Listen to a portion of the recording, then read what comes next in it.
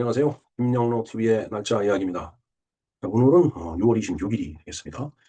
자, 6월 26일은 어떤 일이 있었을까요? 한번 살펴보니까 이 중국 발음으로 난징 조약이죠. 우리가 한자를 그대로 우리 식대로 읽는다면 남경 조약이 됐습니다. 남경 있죠, 중국에. 예. 예, 중국 발음은 난징인데, 음, 왜냐면 이 난징 조약이라는 것이 이제 여러분들 잘 아시는 아편 전쟁, 아편 전쟁 때문에 이제 영국과 이제 청나라가 이제 전쟁을 벌였죠.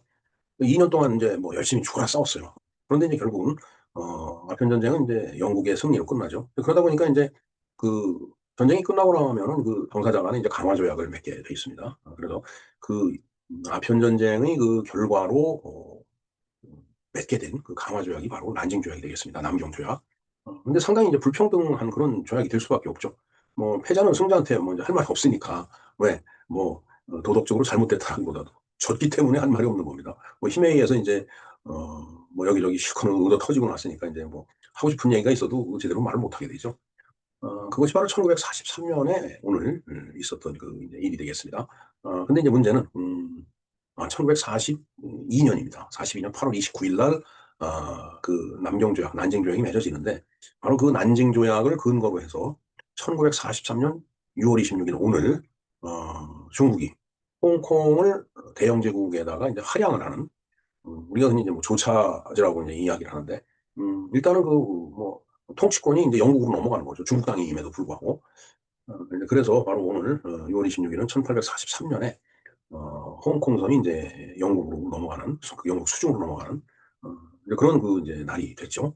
그 이후에 이제 뭐 샹하이라든가 광저우라든가 이런 데가 이제 개방을 하게 되는 거죠. 어떻게 보면 19세기 중엽인데 저 무렵에 한중일 세 나라가 다 서구 열강으로부터 어, 그 개항을 개방을 하라는 압력을 받았었죠. 근데 이게 아편 전쟁에서 중국이 참 그때 당시에 뭐 한중일 이쪽 아시아 쪽에서는 뭐 중국 하면은 그냥 뭐 떠받치는 그런 존재였었는데 영국의 이제 거대한 군함이라든가 영국 군사력에 의해서 무참히 어, 망가지는 것을 이제 일본은 본 거예요. 그러니까 일본은 어, 이거 서구에 맞서 갖고서 싸우다가는 적골 나겠구나 그런 생각에 일본은 발빠르게 그 명치 유신, 메이지 유신을 갖다 이제 실행을 한 거죠.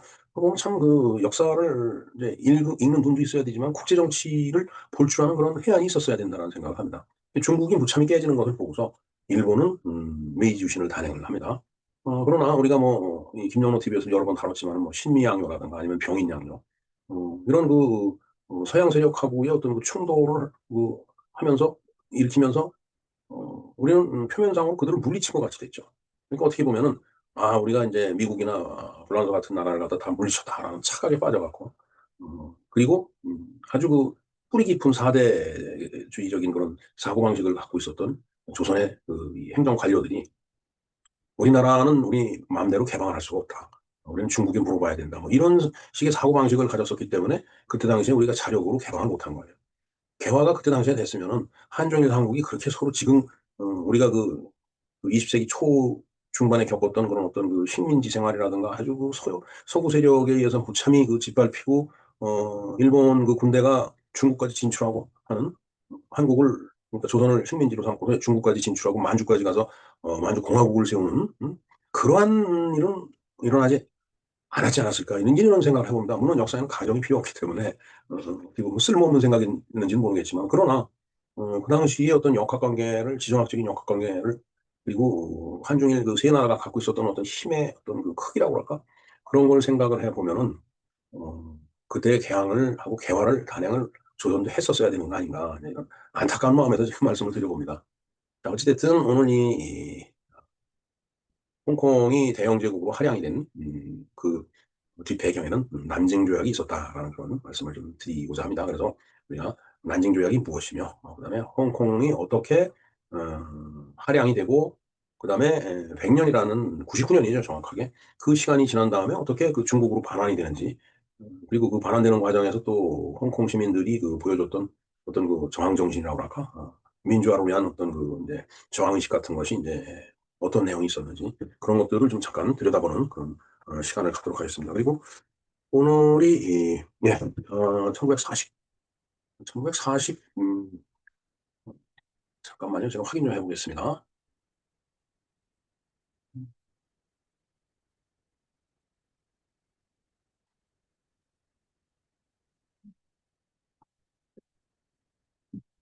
잠깐 좀 확인을 해보겠습니다. 죄송합니다. 제가 챗GPT에다가 뭔가를 좀 물어본 게 있는데, 지금 날짜, 바로 1949년 6월 26일 오늘, 우리나라에서는, 바로, 김구 선생이 암살당한 그런 날이 되겠습니다. 그래서, 참, 우리 현대사도 보면은 참, 지난하죠. 예, 복잡하고, 참, 또 여러 가지 그 갈등을 유발시키는 사건들이 이제 무수하게 일어납니다. 음, 하여튼, 오늘, 1900, 6월 26일을 맞이해서, 난징조약, 홍콩 할양, 그거 알아보고, 그다음에 이제 김구 선생 암살에 대해서도 간략하게 언급을 하는 그런 시간을 갖도록 하겠습니다. 예, 그러면은 뭐 난징조약에 대해서 한번 공부를 해보겠습니다.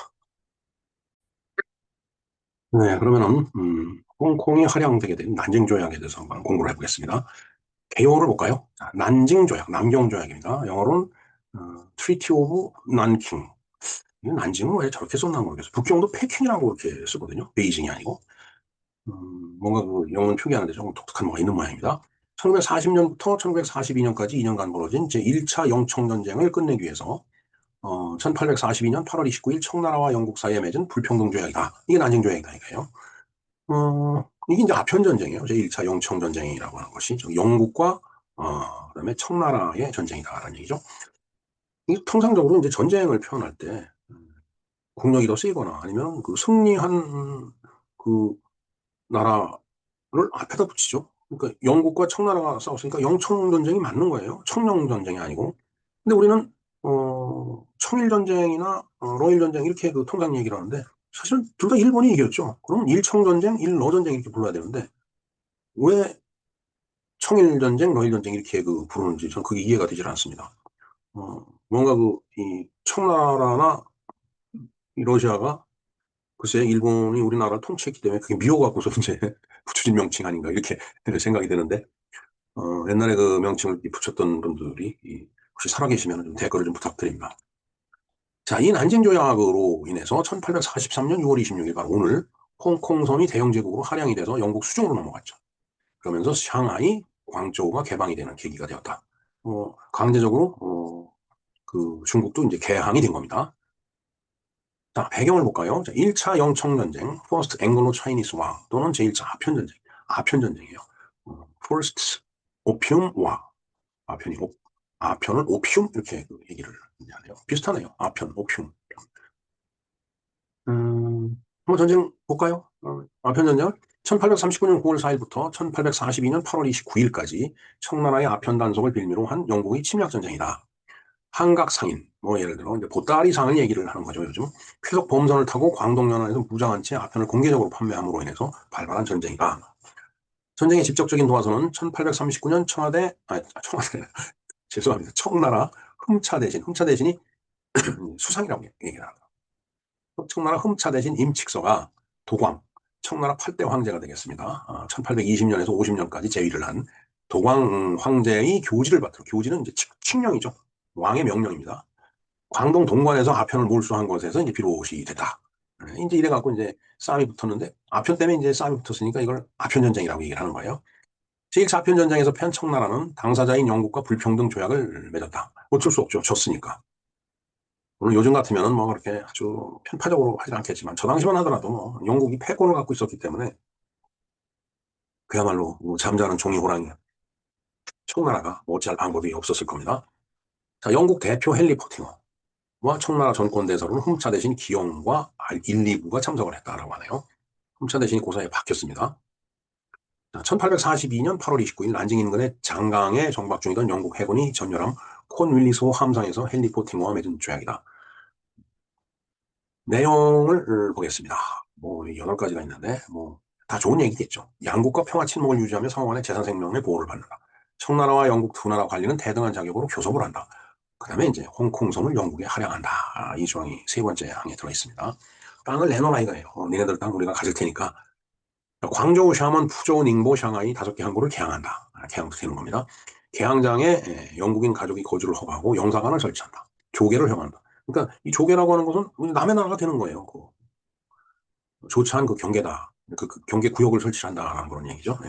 그러니까 거기에는 청나라가 아무리 경찰력이 있어도 거기서는 행사를 못하는 거죠. 예. 거기 나름대로 영국이 이 조계를 갖고 있으면 영국의 어떤 그 경찰력이 미치는 그런 그 이제 구역이라고 봐야 됩니다.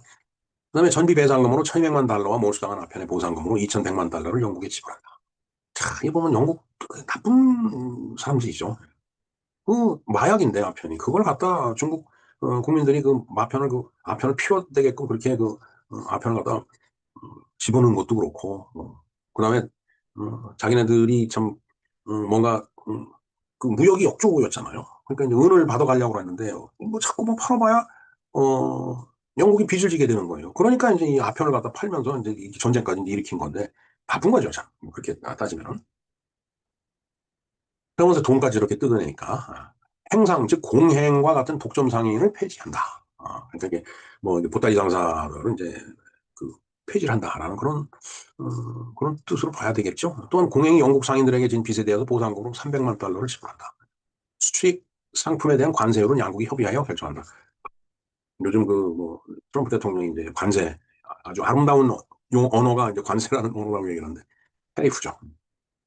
커스텀 텍스 이게 관세인데 어, 그 관세를 매기는 그 이유가 다 있습니다. 자국 산업을 보호하기 위한데 사실 이 미국이 너무 음, 중국에서 만들어낸 그 값싼 물건, 그 노동력, 값싼 노동력을 이용한 그런 제품에 너무 매료돼 있었던 거예요. 그러다 보니까 이제 중국이 덩치가 커지니까 이거 이러면 안 되겠네 하고서 어떻게 하려고 하다 보니까 이미 뭐 우리나라도 그런 추세로 가고 있지만 자국 내 제조업이 다 공동화 현상이 이제 벌어진 거예요.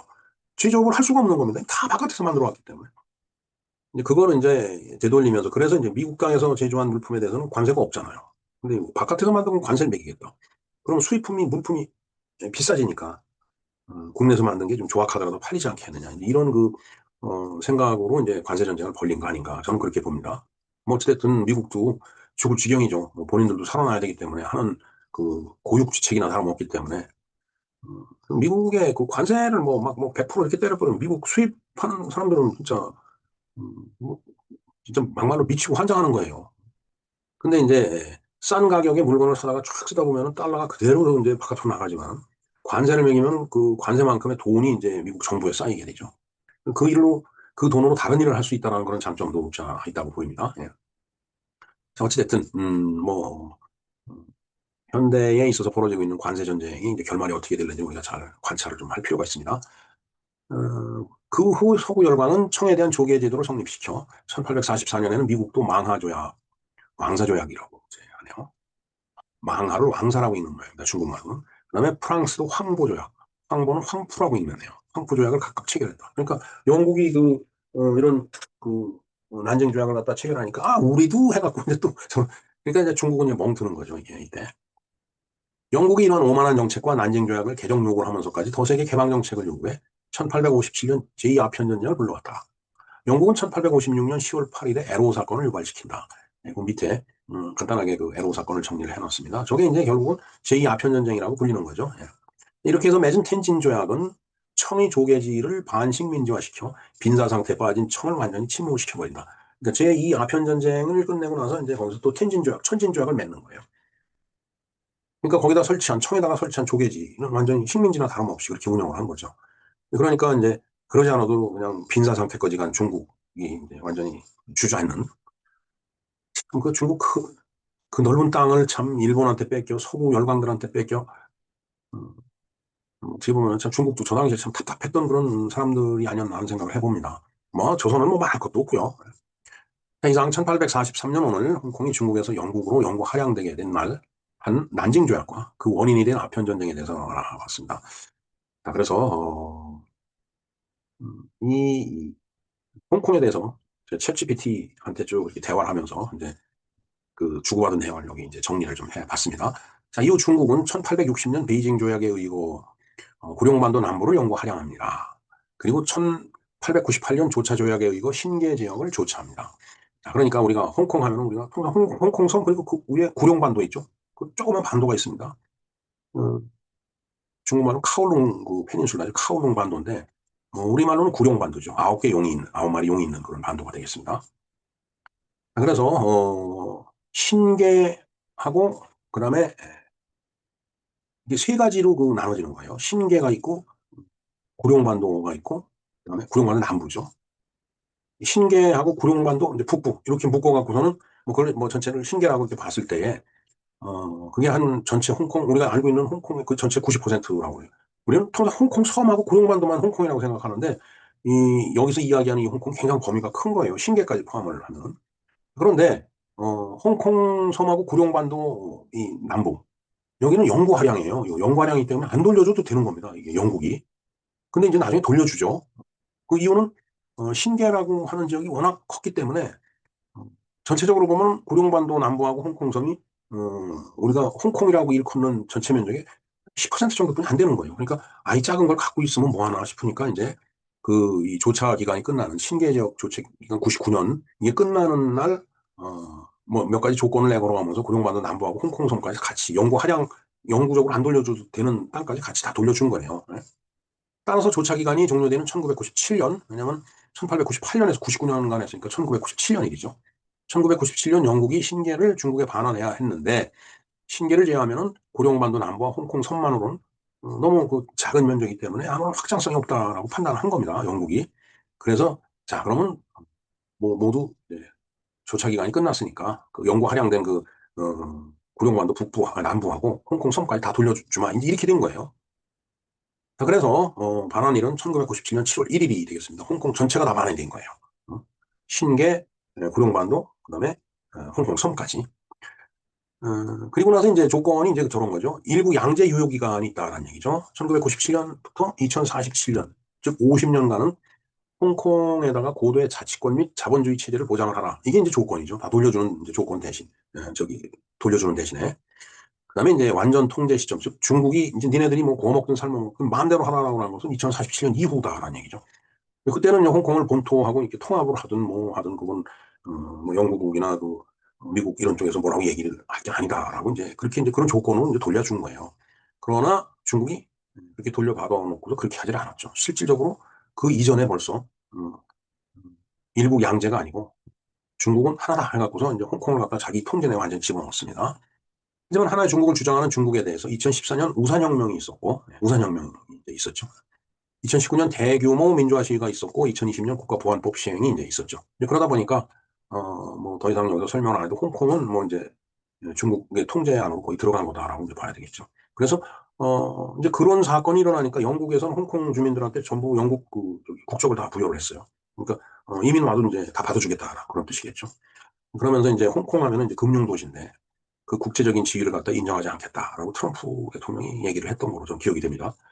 혹시 틀리면 좀 댓글을 달아주시기 바랍니다. 네, 정말 조그만 배를 타고 가는 답답한 그런 심정이 되겠죠. 자, 그리고는 잠깐 머뭇머뭇 한 적이 있었는데 우리 백범 김구 선생이 암살된 날이죠. 안두희 그때 육군 소인가? 예. 장교한테 암살이 된 그 날이 되겠습니다. 그래서 김구 암살 사건에 대해서는 뭐 제가 다 방송을 해드렸습니다. 487번으로 김구 선생 암살, 김구는 어떤 정치였는가. 그다음에 이른바 6월 공세. 이때 1949년 6월에 엄청난 공세가 있었어요. 그것도 이 영상에 다 내용이 있으니까 이 링크를 걸어드리겠습니다. 한번 봐주시기 바랍니다. 자, 그런가 하면은 이제 작년이죠. 김구 선생이 테러리스트였다라고 주장을 한 그 책이 나왔습니다. 김구는 테러리스트다. 그다음에 여순 14년대 반란 사건에도 김구 선생이 개입이 됐다는 그 주장이 또한 있었어요. 언젠가 그 토론회를 한다라는 걸 제가 봤는데 시간이 맞지 않아서 가보질 못했습니다. 저는 어찌됐든 저런 주장이 있습니다. 네, 정말 그 상처난 우리의 현대사 언제까지 또 언제쯤 치유가 될지 궁금하기도 하고 걱정도 됩니다. 정말 어디가 하늘이고 어디가 물인지 알 수가 없는 그런 세상이 바로 요즘 세상 아닌가 이런 생각을 해봅니다. 자, 다음 영상 한번 참조를 해 주시죠. 김구신화 깨트리기. 이분 이름이 정한기 씨예요. 이분이 수염을 이제 길렀는데 그 사람이 책을 썼어요. 김구는 테러리스트다라는 책을 언젠가 집회 때 나와서 그 연설하는 걸 잠깐 들은 적이 있었는데 그때도 이제 그 얘기 하더라고요. 김구는 테러리스트다. 정말 참. 근데 저는 아직 그 책을 못 읽어봤습니다. 굉장히 두껍다고 그러더라고요. 그다음에 이제 77년 만에 밝혀지는 여순 반란 사건의 김구 배우설 이런 그 얘기도 또 정한계 씨가 또 주장을 한 거네요. 그래서 어디서 토론회 한다는 그런 그 광고를 본 적이 있습니다. 네. 하여튼 정한기 씨가 나오는 이 두 가지 김구에 대한 김구 신학 깨트리기 그다음에 여순 반란 사건 배우설 이거에 대해서 이 영상을 한번 보시고 내용을 한번 좀 검토를 해보기 바랍니다.